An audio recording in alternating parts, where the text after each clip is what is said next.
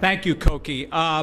First of all, I want to say what a pleasure it is for the board to welcome you here, but there's one person who needs special recognition because she is the foundation behind this whole organization, not only now but for years, and that's Liz Schreier. Please stand up.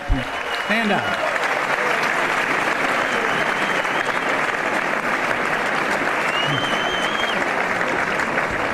Liz can talk anybody out of anything, the most persuasive person I know, and her team is also great as well. So they deserve special recognition, the whole team there. I want to say what a pleasure it is to welcome both Secretary Albright and Secretary Ridge, two very deserving honorees. I recall one of them mentioned Thomas Jefferson. Thomas Jefferson once said that not every difference of opinion is a difference in principle. And I think those two people take that to the kind of patriotic level. And I also appreciated the fact that both President Bush and President Clinton, two great patriots, addressed the evening this evening. I think that's really important for us. So my job is to welcome a few of the dignitaries here before I introduce Bill Gates. And I know we have several ambassadors here. I'm just going to recognize you by your country. If you feel that you would like to stand up and be recognized, please do so as I call on you. The ambassador from Afghanistan, Mongolia, Netherlands, Indonesia, Cape Verde, Senegal, and Slovenia. All right, let's hear him. All right.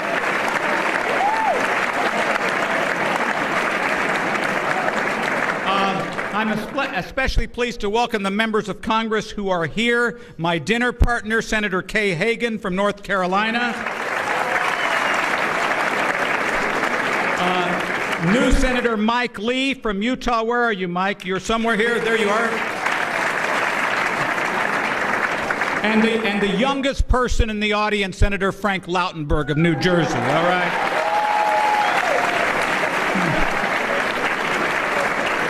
We were also pleased to have Senator Bob Menendez and Representative Eleanor Holmes Norton here earlier. We have a few administration people here. One is my very good friend who just took his job as Deputy Secretary of State for Management and Resources, Tom Nides. Tom, stand up. And I want to say that the State Department has been doing an extraordinary job on the issue of evacuation of Americans from Egypt, and I think they deserve a special hand for that. The CEO of the Millennium Challenge Corporation, Daniel Yohannes. Daniel, you're here somewhere? Right there, okay. My friend, the great administrator for the USAID, Raj Shah. Where are you, Raj? The president and CEO of the Overseas Private Investment Corporation, Elizabeth Littlefield. She here? The director of the U.S. Trade and Development Agency, Lee Zack. Thank you. And the director of the Peace Corps, Aaron Williams. Great.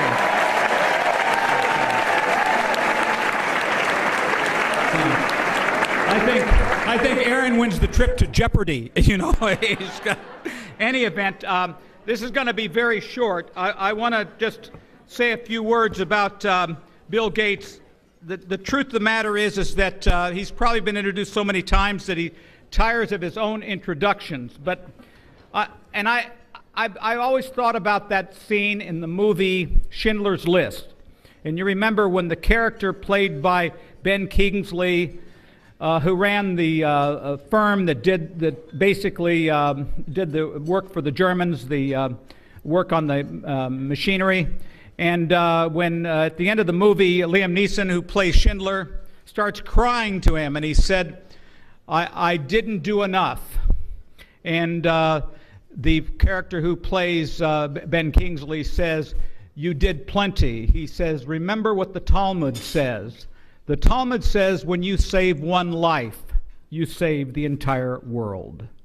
And in the case of Bill Gates, he has saved the entire world over and over and over again.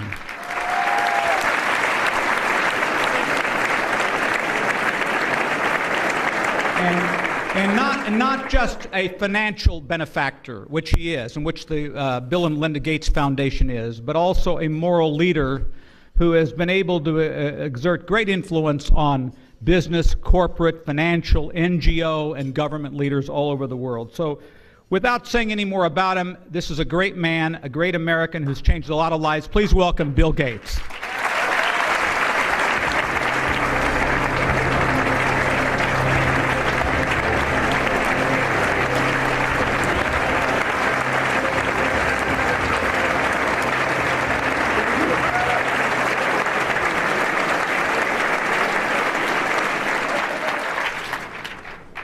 Well, thank you, Secretary Glickman. I'll have to go back and watch that movie again. Well, it's a great honor to join the U.S. Global Leadership Coalition in paying tribute to Secretary Albright and Secretary Ridge. Secretaries, as someone still adjusting to my second career, I'm inspired by the fact that you're not only still engaged, but you're still innovating and leading.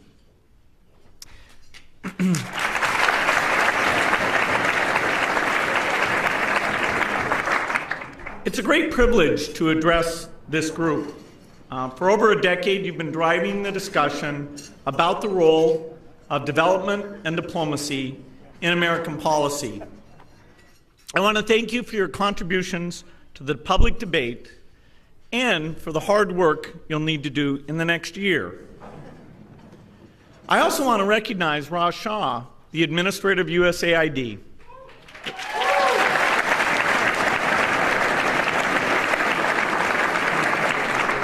It was always a great pleasure to work with him at our foundation, and Melinda and I always relied on him for his great insights, and we're excited by the innovation and reform he's bringing to AID. The talent and seriousness of the leaders in this room give me confidence that we will rise to the challenges we face. Unlike many of you, I don't have a background on smart power, but I have a background in business. And looking at these issues as a businessman, I believe that investing in the world's poorest people is the smartest way our government spends money. It saves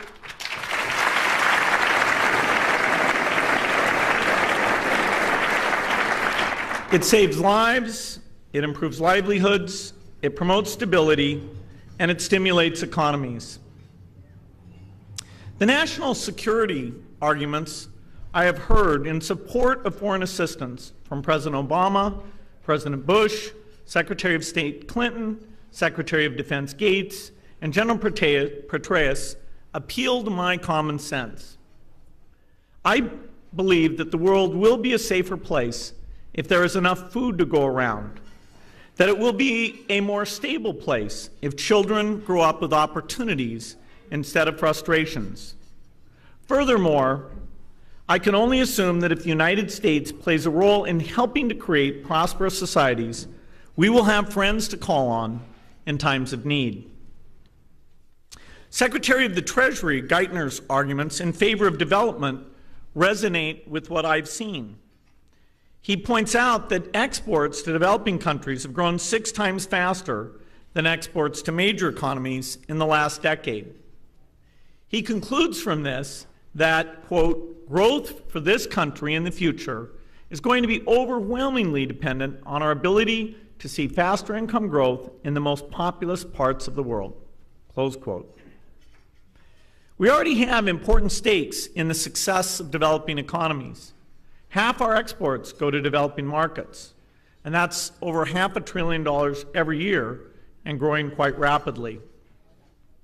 A new book about Africa tells the story, it's called Emerging Africa, tells the story of the 17 countries there that are developing their economies at a very high speed. And I think it'll be eye-opening to people who see the continent as a lost cause and haven't really looked at the changes taking place there. As an example, Mozambique has grown at over 7% a year since the mid-1990s, partly due to the steady and predictable flow of aid. In the future, the growth in these developing economies will be an engine for our own economy. Our success is tied to the progress of those around us, and the investments we make today will help create the jobs of tomorrow. When my wife Melinda and I first started learning about health and development in the late 1990s, the American public didn't know nearly as much about the issues as it does now. I always marvel at how fast awareness of what's happening in poor countries has grown. When I was 40 years old, I had very little understanding of the terrible inequities that divide the world.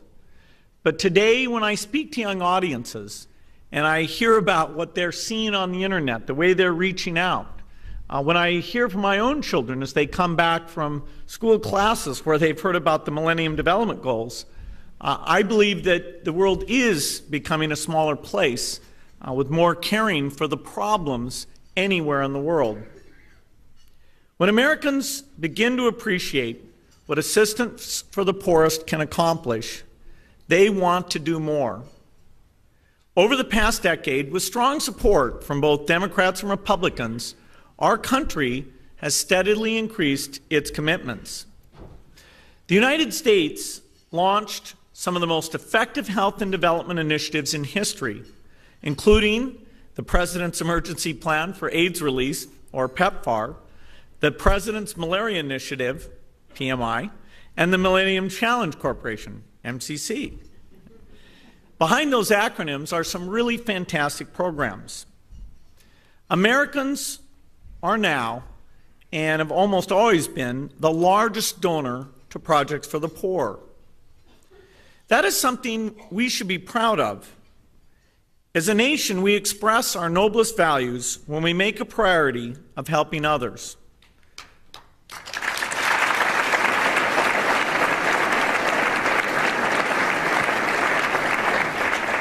We set an example for the world to follow. Our generosity encourages other donors to give more. However, this economic crisis has forced us to reevaluate everything. In the short term, we have an employment challenge with unemployment over 9%. The crisis is certainly compounded by the growing pressure on our deficit and debt. And Congress will have to take a hard look at all spending as it decides how to get the economy moving and restore the long-term health of the budget. In this time of trade-offs, it's fair to ask tough questions about our aid expenditures. The first question on everybody's mind is, how effective are development programs for the poorest? Some say the return on investment doesn't justify the expense. Others claim a significant portion of aid is lost to corruption. It's not surprising that people feel this way. In the past, there were foreign assistance efforts that were not measured by their impact. In past times, we often didn't have a clear metric of what impact we expected. Especially during the Cold War, aid was often focused on forging alliances rather than helping the poorest. But in the past decade, there has been a substantial change. Donors have gotten a clearer, more principled view of the purpose of the assistance. The new programs are all focused on investments that we know have incredible impacts on people's health and well-being. Of course, there are still challenges to run these programs in all these countries. Last week, news coverage of a Global Fund report that had been issued months earlier about misused money in a few countries brought the issue of accountability back to the forefront. When Global Fund money is stolen, it costs lives. But we should not respond to the finding that a small portion of Global Fund money has been misspent by calling for cuts, because that will also cost lives. The point of oversight is to save more lives, not simply to find fault. In fact, the Global Fund does a very strong job making sure that almost all its money is used to save lives. It hires independent investigators, it makes the results of investigations public, and it quickly corrects the mistakes uncovered by the investigations. That's how oversight is supposed to work. If you show me a program that doesn't report any diverted funds, I'll show you a program that doesn't have a mechanism in place to track how its funds are being used.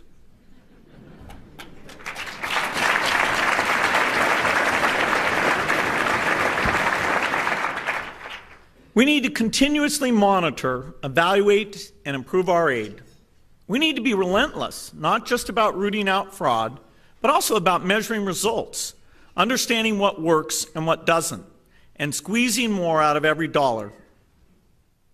I believe in the life-saving goals the Global Fund has set, which is why our foundation has provided it with over $1 billion in support. The Global Fund has saved more than 6 million lives, and I am confident that it will build on that success if given the chance. The danger, of course, is that these issues will obscure the very significant accomplishments of international affairs programs. Let me be clear. Any claim that foreign assistance to the poorest countries is just wasted money simply doesn't stand up to scrutiny.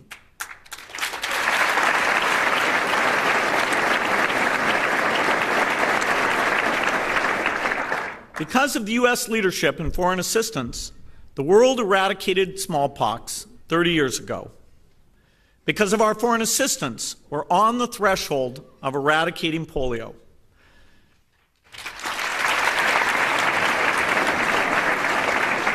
The number of cases is down from 350,000 at the start of the eradication campaign in 1988 to less than 2,000 last year.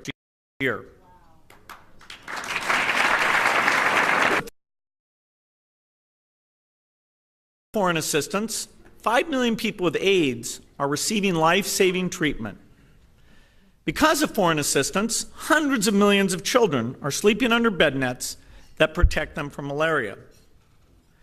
We need to understand the benefits of foreign assistance so we can have an honest debate about the costs of cutting it.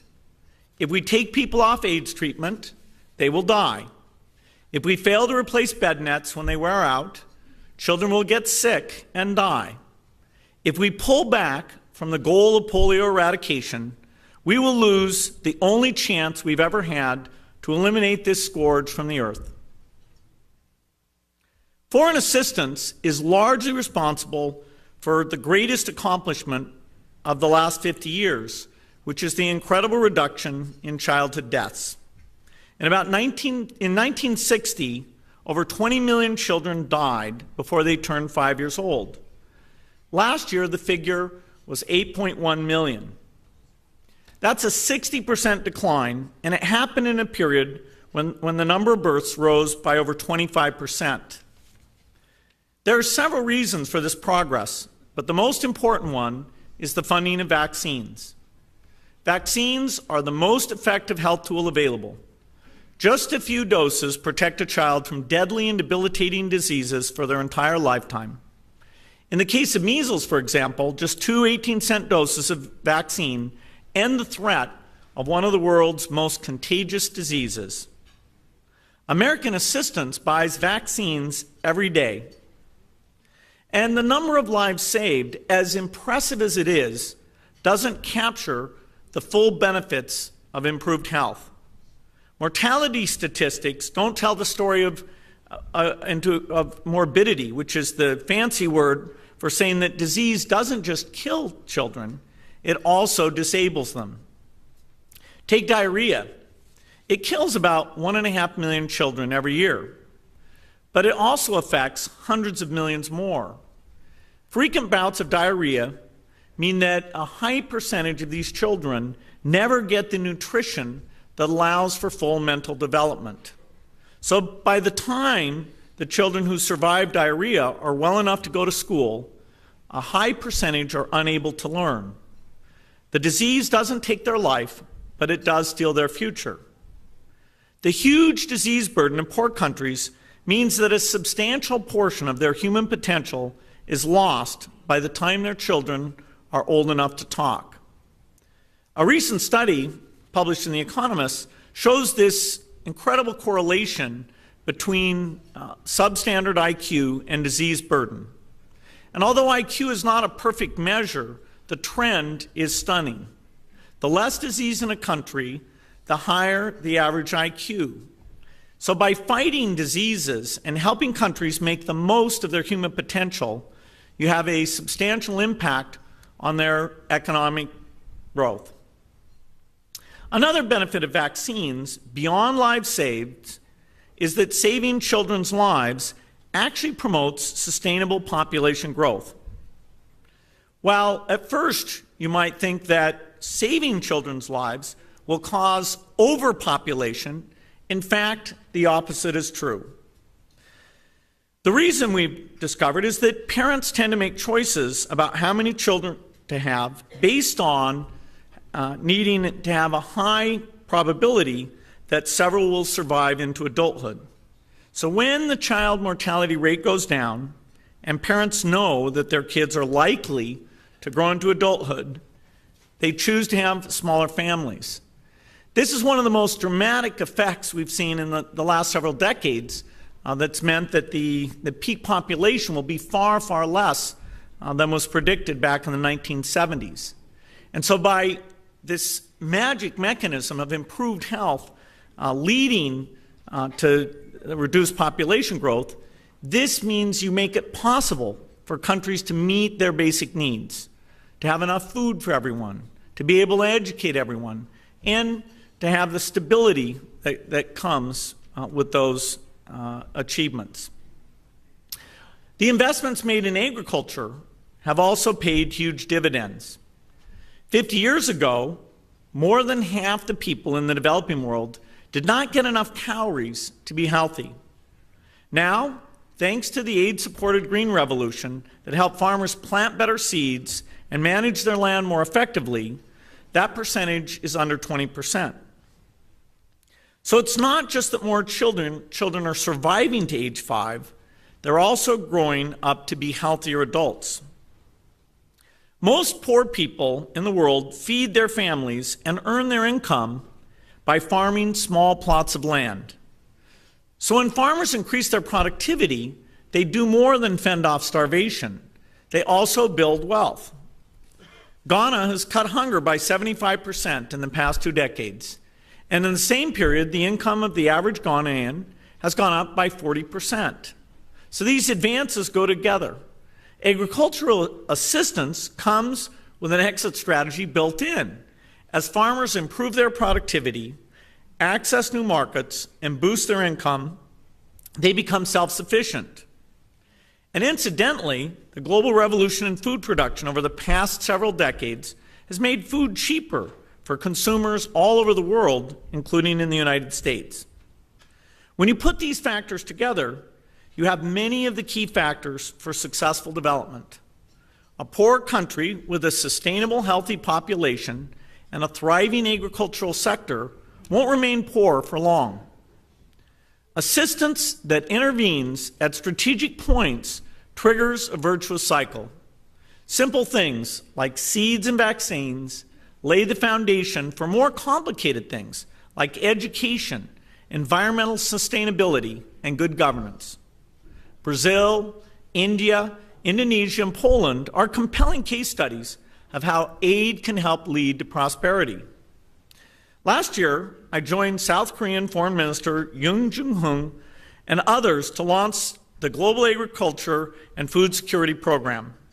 Minister Yoon described his memories of being hungry as a child and eating food given to him and his family by the American people. I can make the case my whole life about how aid can help move countries out of dependency. It will never have the impact of his personal testimony. South Korea used to receive aid. Now it gives aid. In fact, it has given more than it ever received. And you could see the minister's enjoyment of being able to return these benefits to the poorer countries. When people make the argument that development assistance isn't effective spending, I don't just say I disagree. I say I think well-spent aid is uniquely effective among all the different kinds of spending our government does.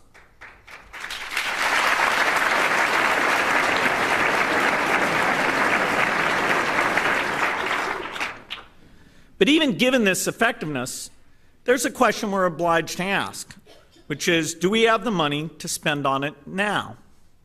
I believe we do.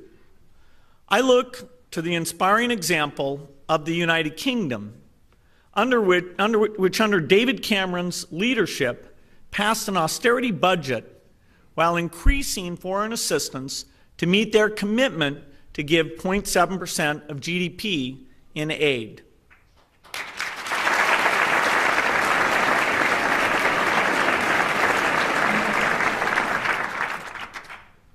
As Congress looks rightly to retrench, it is imperative that we consider the costs and benefits of each line item in the budget. The 1% we spend on aid for the poorest not only saves millions of lives, it also has an enormous impact on developing economies, which means it has an impact on our economy. In my work at Microsoft, I staked a lot on my belief in innovation. When pessimists look ahead, they often assume a world without innovation. They extrapolate in a straight line from the current reality. They don't see that new insights will bend the curve, and they don't see the most exciting areas for growth. I'm an optimist. When I started Microsoft, I was motivated by the conviction that computers could change everything. I couldn't predict the exact future, but I could see that software could fundamentally transform our lives for the better. More than 30 years later, I am proud to say it has, in some ways that I expected and in some that went even beyond my imagination. When I look forward to the future of our economy, I believe the reason to be optimistic is that we have the ability to innovate and the ability to unleash the creative power of millions of people and enter thousands of new markets. I can't predict the exact future, but I can predict that a world with 200 healthy and thriving countries offers much greater opportunity than the world we have now.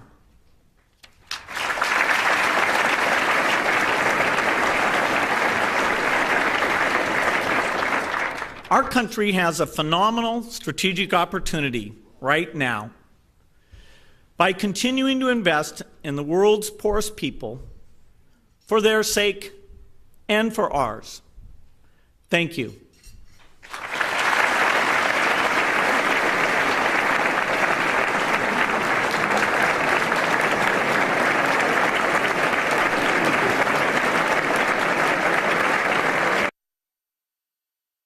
Tonight, former Vice President Dick Cheney is the featured... Anybody out of anything, the most persuasive person I know, and her team is also great as well. So they deserve special recognition, the whole team there. I want to say what a pleasure it is to welcome both Secretary Albright and Secretary Ridge, two very deserving honorees. I recall one of them mentioned Thomas Jefferson. Thomas Jefferson once said that not every difference of opinion is a difference in principle. And I think those two people take that to the kind of patriotic level. And I also appreciated the fact that both President Bush and President Clinton, two great patriots, addressed the evening this evening. I think that's really important for us. So my job is to welcome a few of the dignitaries here before I introduce Bill Gates. And I know we have several ambassadors here. I'm just going to recognize you by your country. If you feel that you would like to stand up and be recognized, please do so as I call on you. The ambassador from Afghanistan, Mongolia, Netherlands, Indonesia, Cape Verde, Senegal, and Slovenia. All right, let's hear him. All right.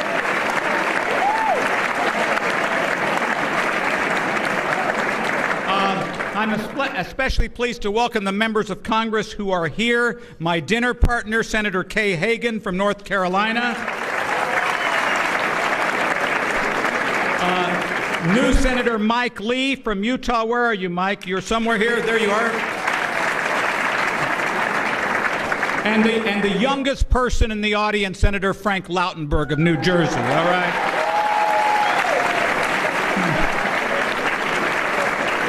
We were also pleased to have Senator Bob Menendez and Representative Eleanor Holmes Norton here earlier. We have a few administration people here. One is my very good friend who just took his job as Deputy Secretary of State for Management and Resources, Tom Nides. Tom, stand up. And I want to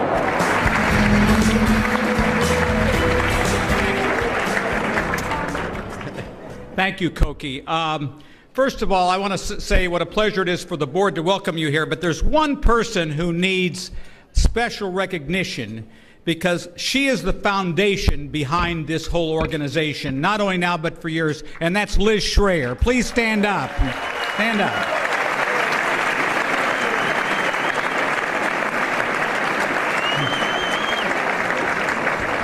Liz can talk